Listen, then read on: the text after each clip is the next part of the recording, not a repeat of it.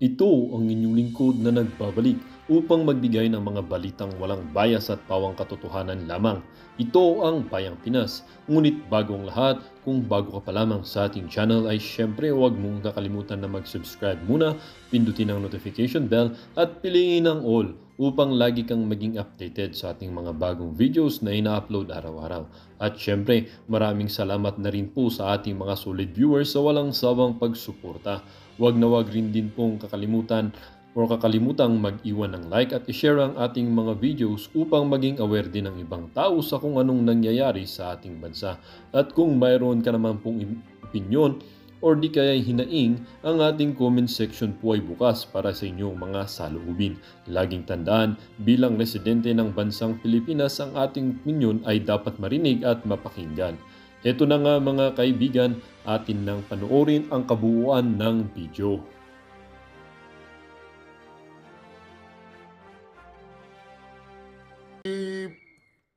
Balita ko nga, wala nga siyang anak dun sa tatlo eh. Dun sa tatlong anak ni Palaka na di umano anak ni Bobong Marcos, ang bali-balita sa tatlong yun wala mang isang anak si Bobong Marcos. Yun ang mga chismis sa mga lumalabas eh, di ba? Pero naniniwala naman ako na mga kasinungalingan lang yun na wala siyang anak sa tatlo. Di ba? Yung kasinungalingan na yun, naniniwala ba kayo? Alright. Oh. Ay, makontent. Para lang may masabi, dapat talaga makulong itong mga to. Diba? Mga kababayan, ito po. Tingnan nyo. Mga... Diyos ko, grabe talaga. Ayan po, ang post nito, ang nag-post po dito ay si Duterte 2, Presidente page siguro ito. So ano na to? Sabi niya, so ano na to? Ano to? Naka-score. So siguro po itong vlogger na to, no? Hindi ko naman sinasabing bayaran. Halimbawa, bayaran tong vlogger na to, itong Go Philippines vlogger na to. Halimbawa, bayaran siya. Siguro na pag-utusan siya na, hoy, Go Philippines, depensaan mo yung yung post. May kumakalat na balita, na post, na itong si Martin, anak niya yung bunso ko. O, depensahan mo ako, magpahayag ka doon, sabihin mo, hindi totoo yan. O yan, nagpahayag nga, hindi totoo daw. Si Tamba kay Kokak, iyo, kaluod. Hindi ko alam ang ibig sabihin ng kaluod. Bisaya po siguro ito, mga kababayan. At mga comment dito, ay malamang na-iskoran. Oh. Hindi lang yan, mga ka-GP Natex. Siguro, ang pinagbabasihan nila dito, yung kilay, yung mata, yung... tawag dito, yung eye bag, oh, 'di ba? Tapos yung ganito, yung guhit dito sa ganito ni Bini, mga kababayan at ni speaker. Ako, hindi ko po sinasabi na si GP Natix, si Go Philippines, hindi, shoutout sa iyo, brad, magre-react lang ako sa ano mo. Yung gusto mag-subscribe sa kanya, mag-subscribe po kayo.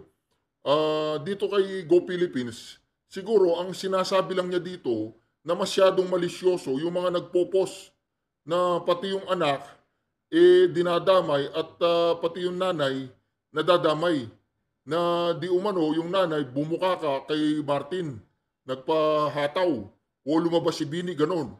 Nagpapaliwanag po si Go Philippines dito, pakinggan po natin ha. Ako sinasabi ko wala akong kinalaman dito, mismong vlogger nila to. Pakikinggan natin yung vlogger nila na kung paano niya depensahan si Tamba at saka si Palaka. Ngayon, paano ba niya didepensa si Tamba at saka si Palaka? Nung kabataan. Hindi lang yan. Talagang nakakabuwang. Diba? Meron pa isa sila na ipinagkakalat, mga ka-GP Natix. Ito po. Hindi lang pala si Bini ang kanilang ginagawa ng istorya. Bagkos, maging si Simon. Ito, walang kadala-dala to si Channel 167, na kinasuhan ng, talbog na tseke. Ito, siya yan,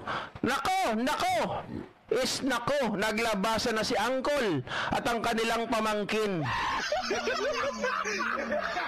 Mga kababayan, ang gusto nilang palabasin dito, etong si Sap Lagdameo at si Simon ay tatay daw ni Simon si Sap.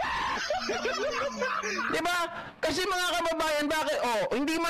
Hindi man diretsahan na sinabi dito, pero base doon sa una nating nakuha o base doon sa kanilang post na si Bini ay o si FL Lisa ay naiskoran daw ni speaker, mga kababayan, malamang ganon din po yung sinasabi nila dito kasi magkahawig daw ito. Grabe naman tong mga nagpo-post na to, no? Di ganun kalandi si si Palaka. Ganun ba kalandi si Palaka, ganun? Kung ganun, totoo yung sinasabi ni nung isang vlogger na kapag nakahay na sila at lasing na sila, nagtotorjakan. Yung parang tinatawag nilang orginistic, ganun. Grabe naman pala si Palaka kung totoo yan. Hindi siya naawa kay Bangag.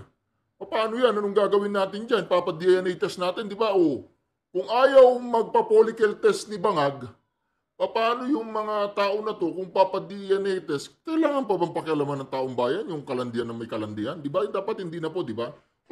Kanino man mga anak yan, hindi man anak ni Bangag yan, anak man yan ni Lagdameo o ni Romualdez, may pakialam pa ba tayo sa katinang may kate, di ba? Kung kinate, ayaw natin siya, nagpakamot sa iba, nagpatorjak sa iba, hindi na natin problema yon. Hindi na apektado si Bangag doon, pero kinakailangan bang malaman ng taong bayan kung sino-sino ang mga tumorjak kay Palaka? Diba? May naman kayo, may pamilya yan, huwag nyo siyang ipahiya. Ano na lang tayo, focus na lang tayo doon sa issue-based dapat tayo, issue-based. Huwag yung anak niya, anak ni Lagdameo, yung isang anak ni Martin Romualdez, wag naman ganon. Pero pag may balitang ganito, magre-react tayo siyempre. Si Simon at si Saplag Dameo. Sa nagmula yung balita na yan, mga kababayan, mga ka-GP natin, sa mga DDS. Diba? Kung natatandaan nyo po, itong si Cathy Binag noon, ang kanyang pinamamalita, ano ba yung pinamamalita niya, GP? Diba sabi niya, nung panahon na siya ay,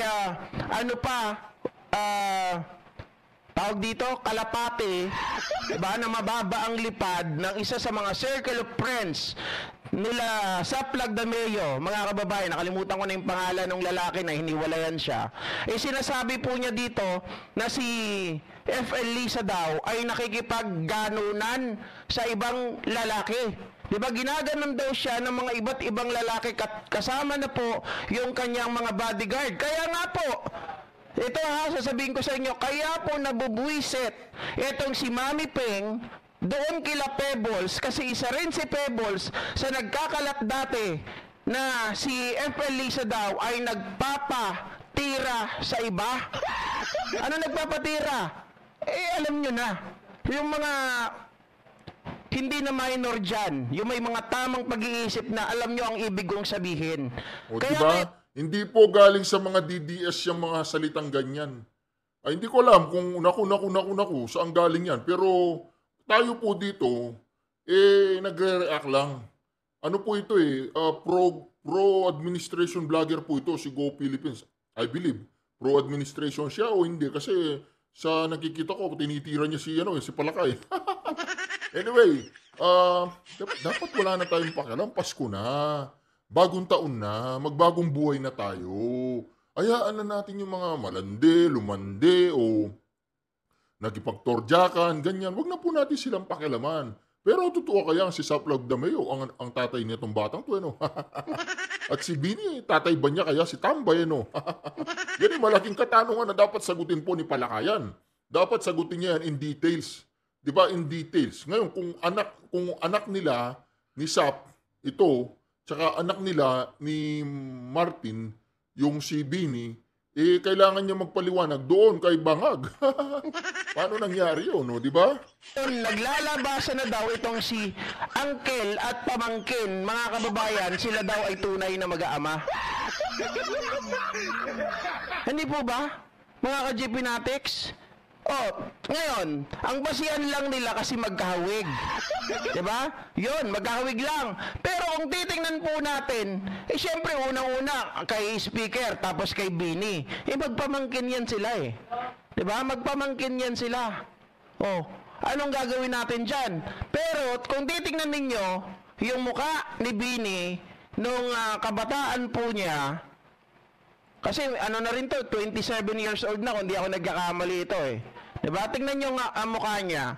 Tapos tingnan nyo rin yung mukha ni PBBM nung panahon po ng mga kababayan, nung bata-bata pa si PBBM. Papakita ko rin po sa inyo kung tama ba sila doon sa kanilang basihan. Tingnan nyo po ito. Wait lang. Grabe itong mga DDS na to, no? Maagawa lang talaga ng istorya. Oh. Image 2. Pagmasdan nyo po mga kababayan Ayan. Oh, kamukha. Kamukha nga naman Ayan, pagmasdan nyo po maigi, mga ka-GP Natics. Di ko na pinakita yung mukha ko. Ay, wag naman. Ayan. Pagmasdan nyo maigi, kung sino ang ahuwig ni Pangulong Bongbong Marcos nung bata pa siya. Kamukha. Diba? Kamukha ni Martin. Ayan, mga kababayan, pagmasdan nyo, di ba hawig naman sila ng kanyang anak? At kung titingnan po ulit natin, mga ka-GP Natics, wag lang yan, punta pa tayo sa ibang mga picture nila. Kamukha. Ayan, ang tatay niya. Ayan. Oh, kamukha nga. Diba? Hawig na hawig. Kamukha ni Martin. Doon sa kanyang kilay, mga ka-GP Natics, ay may pagkakahawig kay Bini. Kamukha. Ayan parehas makapal.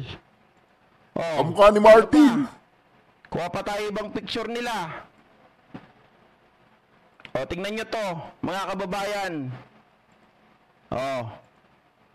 Hoy, nasan na yun? Ang liit Grabe liit yan, GP Kaya nga po Ayan tingnan nyo, mga kababayan. Tingnan nyo kung sino mas kamukha. Kamukha. Ito si PBBM. Tingnan nyo yung kilay. Tingnan nyo yung mata. Magkahawig din naman si Speaker Martin tapos si PBBM. Magpinsan kaya sila? Diba? Tito Josephine Makatulag, gawa kwento mga DDS, igagaya pa sa amo nila, hindi gagawin ni FL Liza yan. Correct. Mga kababayan, si FL Liza at si PBBM, nag-meet po sila 1989. Yun. Diba? Sorry, tama ba ako? She met Bongbong Marcos in New York in 1989 and married him in 1993. So paano? Paano sasabihin ninyo, meron ba kayong nabalitaan na etong si FL Liza ay nagloko? Wala. Meron ba kayong nabalitaan Wala. na gumawa ng kalokohan itong si FL Liza? Wala. Alam natin mataas ang pinag-aralan ni FL Liza. Siya ay isang abogada. Diba? Hindi basta-basta. Nasa pamilya ng abogada. Hindi yan papatol basta-basta, mga kababayan, na magpalipat-lipat ng lalaki. Di ba? At tayo po, wala po tayong kinalaman sa mga ganyang kwento. Kumbaga, ano po yun? Pro-government vlogger po yun. Pro-tambaluslos, pro-palaka vlogger po yun. Wala po tayong kinalaman sa vlog na yun. Kumbaga, nagpapaliwanag lang po sila na si Palaka, hindi po siya malandi. Si Palaka, hindi po siya ganoon, hindi po siya kalad-karing babae paglasing. Hindi rin siya kalad-karing kapag siya ay bangag na. Naniniwala po tayo sa ganoon na si Palaka, isa pong malinis na babae yan. Isa pong matatawag nating mahinhin. Mahinhin po siya. Tsaka, ano po siya, talagang kung babaeng Pilipina po siya. Babaeng Pilipina. Yun po ang paniniwala ng Reaction TVPH. Kaya itong mga malisyosong vlogger na to, itigil nyo na yan. Wala kayong mapapala dyan. Hindi yayaman ng Pilipinas dyan ang pinag-uusapan nyo. Yung mga kumaladkad at bumanat o tumodyak kay Lisa, wag natin pakialaman yun. Kanya-kanyang katiyan, kanya-kanyang kalandian. So, kanya-kanya yan, di ba? Pero in effect, ang sinabi niya, if something happens to me, I will make sure that, hindi naman ho niya sinabing I will kill. Di ba? Parang if and then, conditional. Conditional yung statement. Bakit ho niya sinabi yun? Di pa paggalit ka? Pag nangyari sa akin, pag may nangyari sa akin, sisiguraduhin ko, alam ko kaagad kung sinong tumira sa akin. Di ba sa kwentuhan? Oy, ganyan nga, pag may nangyari sa akin, alam nyo kung sinong sisisihin. Hindi ba yon a defense mechanism na sinasabi na kung tatargetin nyo ako, sandali lang, ibabalik ko sa inyo ang pabor. Pinatay ko, Hindi, nagsabi lang ako. May aksyon, sabi daw nila, malisyoso daw. Ay, ang naglalagay ho ng malisya, yun nag-i-interpret. Pero dapat ang mas may karapatan, yun nagsasabi. Ano bang sinabi niya? Sinabi ba niya, papatayin ko kayo? Wala hong ganon. So, una yon. Pangalawa, yung response ng National Security Advisor na sinasabi niyang it's a serious and a matter of national security. Pwede sa anggulo na yung sinabi na conditional statement, pero paano magiging national security threat yun? Ang Vice Presidente, the second highest official in the land, was the one who said that.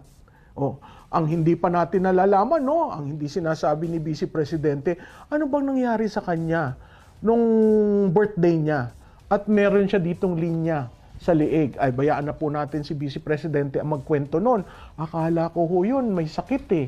At nagpaalis ng thyroid, hindi naman pala ho. Pero hindi ho ako ang magsasabi sa inyo niyan, no? So, ang sabi ni Vice Presidente, I was taken out of context, no?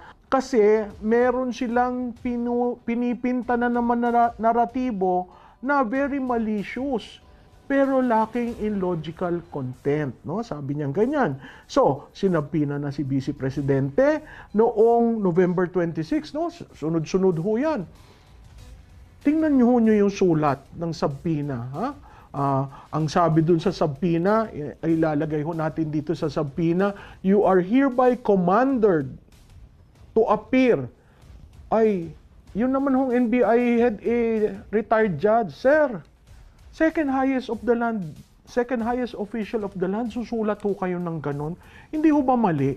Hindi ho ba dapat ang NBI ang pupunta sa office, sa tanggapan ng Vice Presidente? Ang ginagalang na lang ba ho natin ay ang Presidente? Abay, tingnan ho naman natin, no? Ang mandato ng Vice Presidente ay malaki. Huwag na natin i-compare sa Presidente, pareho sila may mandato. Bakit ho hindi rin respeto ang second highest official of the land, no? So, makikita natin yan, pati ang QCPD, pinailan ng kaso, ang security na Vice President, kitang-kita naman ho sa mga videos, sino ang pulis na nagbababa nung pinto na andun pa si Vice Presidente. Sino ho ang nambabastos? Alam mo nyo, bakit napakahalagang intindihin natin yan? Kasi ho, sa Pilipinas, meron ho tayong order of precedence. Pag nasa loob ang Vice Presidente at wala ang Presidente, ang trato ho doon sa Vice Presidente, parang Presidente. Successor nga ho eh. Bakit hindi naman nyo ginagaling si Vice Presidente? Susulat kayong you are hereby commanded to appear. And failure to appear, sir, si NBI Director, Vice Presidente po naman yon. Pwede naman po kayong pumunta sa tanggapan niya at maitanong, biro niyong papupuntahin niyo ang Vice Presidente. Ngayon lang ho nangyari yan sa kasaysayan ng Pilipinas na ang second highest official of the land, inuutos-utusan, no? Game. At tapos may sinabi pa ho, no? Ang sabi ni Speaker, it is a direct threat to democracy, yung sinabi ni Vice Presidente. Ay, paano ho naging threat sa democracy? Hindi ho ba yung ginagawa nila, yun ang threat to democracy? Persecution of the Vice President from November 2022 to the present? Hindi ba yun ay direct threat to democracy na gagamitin mo ang kaban ng bayan to persecute the second highest official of the land? So, ano po ang napakaklarado dun sa sinabi ni Vice Presidente, no? Yung sinabi niya, plan without flesh. Ano ba yung ibig sabihin ng plan without flesh? O no flesh on the bone. Sinabi yun ni Vice Presidente sa pagsagot niya. Ang ibig pong sabihin, lacking in detail. Sanabi niya, papatayin. Na may kinausap na ako para siguraduhin. Nasaan ang detalye? Diba? Sa plano, kaya malicious eh. Sa plano, dapat may detalye. Lalong-lalo na kung ang plano ay pagpapatay sa mga leader ng ating bansa. So, yung plan without flesh, if there is a potential plot, we should be able to get the details for the plot to be successful. No flesh on the bone, you add more details to make it complete. Hindi ho complete yung kwento. Okay. So punta tayo dun sa issue ng second highest official of the land. Makikita po natin nung gabi na aalisin si Attorney Lopez, si Vice Presidente ay bumaba. Tingnan nyo ho ha, una nandun siya sa House of Representatives, naandun siya sa kwarto ng kapatid niya, pinatayan ng ilaw. Samantalang, pag iba, okay, ang sabi nila, sayang daw ang electric, sayang daw ang aircon, magastos, nagtitipid ang Kongreso. Di ba kitang-kita natin ang bias? Second highest official of the land. Hindi nila marespeto. Okay? So, okay siya. Napatay ang ilaw, natulog siya doon. Walang keme si Vice Presidente. She didn't even flex her muscles to insist, I'm the second highest official of the land. Okay. Nung humihingi na siya ng tulong dahil nahimatay na itong kanyang chief of staff, ang ambulansya ay naandun sa gate, hindi man lang pinapapasok. Ang suggestion, ang doktor ay pabayaan bumaba na matingnan, hindi rin ho pinapapasok. Nung talagang wala ng malay si Attorney Lopez, siya mismo na ang nagsabi, baka naman pwede. That is the second highest official of the land. So, to the legislative pages of the House of Representatives, the PNP that were stationed there and who followed them from veterans to St. Luke's to veterans, please review your tapes because the way you treated the Vice President is really uncalled for. Under Administrative Order 451, dated October 5, 1981, signed by the father of the current president. Lininya ho doon, ano ba yung tinatawag na order of precedence? Ang hierarchy of positions po, ano ba? Presidente, Vice Presidente, abay, ngayon ko lang rin po ito nalaman nung ako'y naghahanda. Former presidents that are still alive. Tapos, Senate President, Speaker, Chief Justice, ang pinakamataasong cabinet, Secretary of Foreign Affairs. Okay? So, meron pong hierarchy of positions na sinusunod ng pagbibigay ng protocol. Ay bakit po itong sa ating Vice Presidente ay hindi binigyan ng protocol? Siya po ay successor to the President under Article 7 of the Constitution. Pag titingnan nyo rin yung Constitution, bakit ho ba nauuna ang legislative, bago executive, bago judiciary? Kasi po, binibigyan ng Constitution ng maigting na pagpupuna na ang boto ng bayan ay mahalaga. Sino ho ang nahalal ng taong bayan? Ang buong legislative branch. Sino ho ang hinalalaman sa executive? Ang president at vice president. So ang judiciary po, wala po diyang elected. So nakikita nyo, kasi tatanong, bakit nauuna ang legislative department sa saligang batas? Yun po yun, with the people. Kasi ang mandato galing sa tao. Okay? So, yung pong nasa line siya ng succession, anong ibig sabihin nun? Sa saligang batas natin, pag ang Pangulo ay namatay, may permanent disability, naalis, removal, o nag-resign, ang Vice Presidente po ang umaakyat. Okay? 4 na kaso na hong nangyari na ang Vice Presidente ang nagsasucceed. Nung panahon po ni Osmeña, nung namatay si Quezon, nung panahon ni Quirino, nung namatay si Rojas, nung panahon ni Garcia, nung namatay si Magsaysay, at nung panahon ni Arroyo, nung nag-resign si Presidente Estrada. So tingnan po natin lahat ito, no? Nababaliwala ang institusyon ng Office of the Vice President. Tatandaan po natin, Vice President, merong person who is the incumbent, Inday Sara Duterte, and the office, the institution, which is the Office of the Vice President. So you need to show the respect or the of presidents when you are talking of both the institution and the personality of the Vice President. So, ang tatanungin po natin, no? May nilabag bang batas? Abay, magmula po sa grave threat to sedition, ngayon, terrorism. Yun hong Vice Presidente natin na-accuse ng terroristic act. Tingnan ho uli natin, babalik tayo. Anong nangyari sa kanya nung Mayo? Nung malapit sa kaarawan niya? Bakit hindi yung pumaloob sa national security angle. Kasi hindi binibigyang diin ang Vice Presidente. Ang tingin natin sa Vice Presidente, spare tire. Again, nasa saligang batas. Ang sinabi doon, pwede mong bigyan ng katungkulan at hindi subject sa confirmation ng Commission on Appointment. Ganun na lamang pong pagbibigay diin ng saligang batas sa kanya. Sana ho, wag natin bastusin ang institusyon. Sana ho, ating gamiting gabay ang Admin Order 451, Series of 1981, na mismong ama ng Pangulo ngayon ang pumirma niyan. At klarado ho, siguro ho sa protokolyo, dapat ang mga kasundaluhan at ang PNP maintindihan, lalo na ang NBI, maintindihan na hindi basta-basta yung tinatawag yung Vice President to appear before you to be investigated. Kung may mali, kasuhan. Ngayon, may nag-file ng indisbarment, karapatan ng bawat Pilipino. Yang ganyan. Pero kung yung nagpa-file ng disbarment, disbarred rin, parang katawa-tawa naman ho yung nangyari. So, ang akin lang ho, doon tayo sa kung ano sabi ng batas. No? Doon tayo sa walang pinapanigan. Doon tayo sa